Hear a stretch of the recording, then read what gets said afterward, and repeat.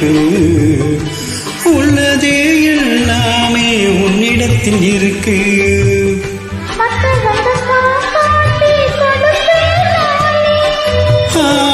இப்போ எங்கால் ஏது ரகசியம் தானே.